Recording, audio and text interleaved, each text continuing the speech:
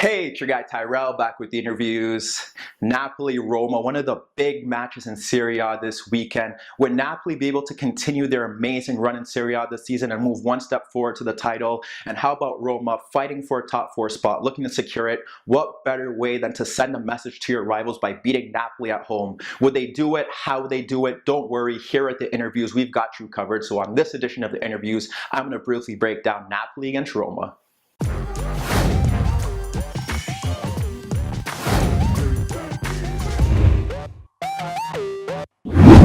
So Napoli-Roma, big game in Serie A with huge title implications. Napoli looking to continue their gap over Juventus, who had won earlier against Lazio at the death. And Napoli, although with a game in hand, were looking to continue to stretch their gap over the Italian champions. Whereas Roma were looking to bounce back from a poor performance against Milan in the previous week. And what better place to do it than at Napoli? Would Roma be able to stop the league leaders, or would Napoli continue their fine run in Serie A and make it harder for Juve to retain their title? Well, don't worry, we've got you covered. We look at the board, we got Roma in the red, we got Napoli in the blue. Napoli in a 4-3-3, we had Mertens up front, we had Callejon, and we had Insigne on the flanks. At midfield, there was one change. Zielinski moved into midfield with Allen and Jorginho. Hamsik wasn't able to start the match. And then when we look at Roma, it was supposed to be more of a 4-3-3, ended up being a narrow 4-5-1 because they didn't have much of the ball throughout the game. Edin Dzeko up front, Perotti, and you had on the flanks, and then in midfield you had Strootman, De Rossi, and Nainggolan. What went wrong? What went right? Well, the earlier stages, we have to look at how Roma started the match. Pressing very high, looking to try and win the ball in higher positions. It was a bit of a risk because we know how good Napoli are with their intricate passing, and you would assume that they would bypass a more physical yet sluggish midfield in Nainggolan, De Rossi, and Strootman.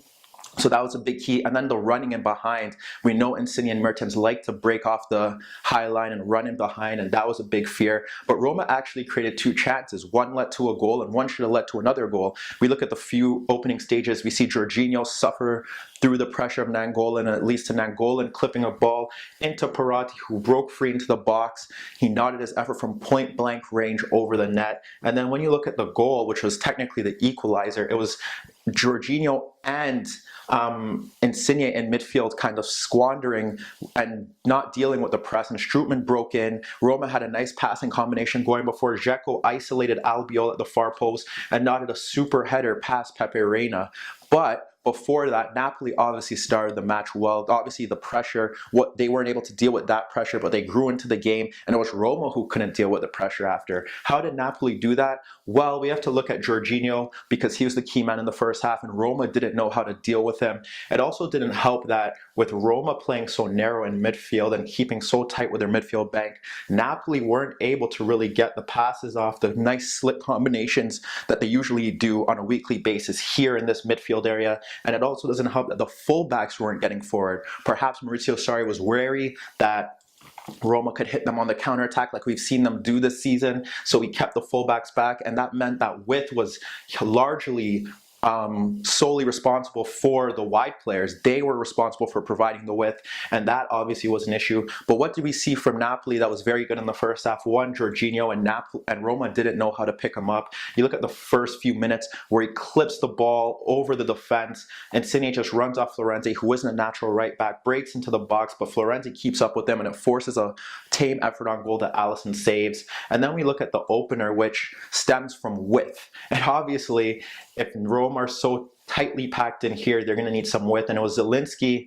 After they tried to play it wide one time, Zielinski got on the loose ball. The overlap, which was a rare overlap, came in, and Insigne was in a narrow position. And what happens is that when the ball gets pulled back there, the defenders drop back, but Napoli the players don't run in. They kind of take one step back, and it's an easy side footer for Insigne to put them up 1-0. Obviously, Roma responded, but that was key to what Napoli were trying to do because they couldn't get much through the middle. Jorginho was the key man during the game. You look at the chances that he created. There was one chance where he clipped the ball from a deeper position over here. Obviously, Roma had their high line in, and it was Mertens who broke free across De Rossi and across Fazio. Then he runs at Fazio, fires a shot off Fazio that just goes wide of the net. And then there were two distinct plays that Napoli created that kind of summarize what they do best, and they did it without the fullbacks. The first one saw Jorginho, who is right over here, and he clipped the ball into the right flank behind Kolarov for Callejon, and he pulled it back for Insigne, who ran across and fired a shot on Allison, who made a terrific save. And then there was another opportunity, this time with Mertens dropping deeper and receiving the pass from Jorginho. And it was again Callejon running behind Kolarov, who isn't the best, who isn't renowned for his defending at left back, but he was narrow, and Callejon pulled it back. Same carbon copy move.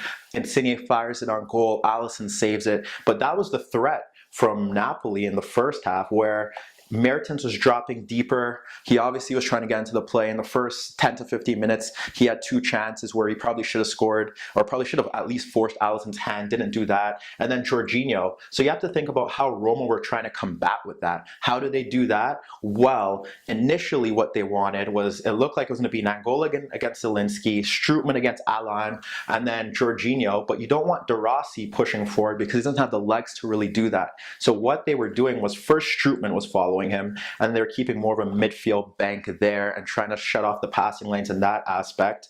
And then what happened after that was, that didn't work out for them. We eventually saw Strootman and Nangolan switch sides so that Nangolan can deal with Alan's pace and his all-action play, because he was breaking forward and offering some nice combination play, whereas Zielinski was just trying to really get the ball between the lines and trying to operate. But if Roma's narrow shape really prevented him from doing that, so that was key. So Strootman's workload decreased in that aspect, and Nangolan could go pound for pound with Alan. But what they did very well was that initially they all took turns pressing. So if Jorginho was there, one would press, one would take one man, one would take one man. If Jorginho moved to the left, one would take one man, one would take one man, and they switch over. But for the most part, what happened after was, to combat what Jorginho was doing, was they would have De Rossi step forward, and obviously that leaves gaps in these spaces if these two are cut off. But then they'd have Manolas follow Mertens so that couldn't happen. And when you have the wide players out wide and the fullbacks there, Roma did very well to compact the space in that area, and Napoli couldn't really create any attacking moves from that perspective. So that's how Roma kind of combated with that issue, and we saw that throughout the second half, and that was very key for how Roma really settled back into the game. And then when you look at how Roma got into the game, because Roma struggled in the first 20 minutes dealing with Napoli's press. They couldn't break forward. You saw Di Francesco yelling at Dzeko, and he was pivotal to what they did. Obviously, he didn't get that many chances throughout the first half, but just him dropping off, getting the ball, linking play, providing that time for Roma to get up the field, playing passes into teammates that were open, and that's how Roma kind of retained possession. And that's what Dzeko did good in the first half. He scored the goal, and then when you go into the second half, he did that, and it created 2 quality chances for Roma. The first time he dropped deep, he saw Florenzi breaking forward, plays the ball to Florenzi, who delivers a super cross into the box. Strootman tries to attack it, doesn't get it, it flies through the area. That was key. And then there was another chance where he dropped deep. He saw Under breaking free. He plays the ball behind the defense for Under, breaks into near the box, delivers a cross that's cleared for a corner. Surely they didn't lead to goals, but what it showed was Edin Dzeko's natural ability all-around center forward. At the age of just over 30, he's still getting it done, and you need that from a forward sometimes to alleviate the pressure from your side when you're sitting deep, holding the ball up, linking play, and that's what Edin Dzeko did very well in the game. But obviously Napoli tried to get a response. They brought on Hamšík for Zielinski, and there was like a 2-minute spell where they kind of looked like something was going to happen, because what Hamšík brought to the game was, unlike Zielinski, where he would drop into these spaces in between the lines, Hamšík was playing a bit deeper. So now you have Hamšík and you have Jorginho playing deeper, and Roma doesn't really know who to pick up at that time. And what we saw was a lot of isolation with Insigne, who cut in twice on Florenzi and then cut in on De Rossi twice in that 2-minute span. One was curled inches wide of the far post, one was curled at Alisson. But throughout the second half, Napoli's go-to guy was Insigne. He was isolating Florenzi, who isn't that great from a defensive aspect.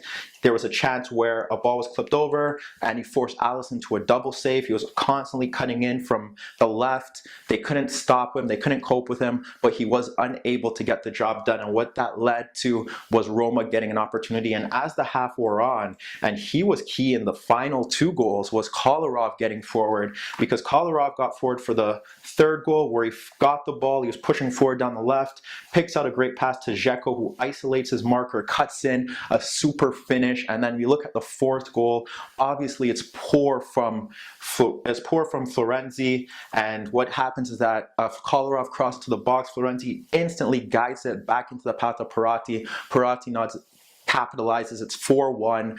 Obviously, Mertens scores late on in the game towards injury time, but nothing really happened after that.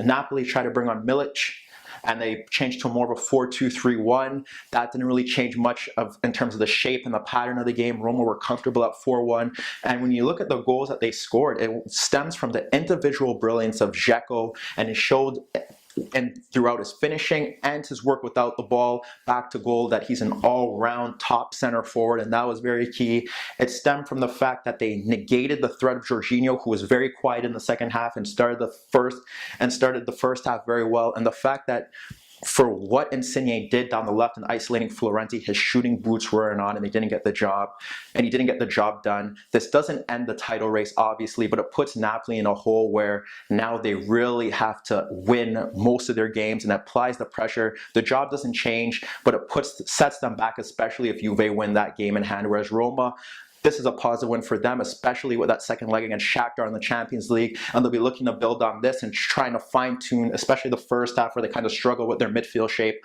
how to really cope with a Shakhtar side who is very dynamic and play similar to the way Napoli play in terms of their quick passing and their ability to find spaces around the pitch. But let me know what you guys think. Meet me in the comments below. Don't forget I upload videos every day, and don't forget to subscribe to my channel. And that was your daily dose of the interviews.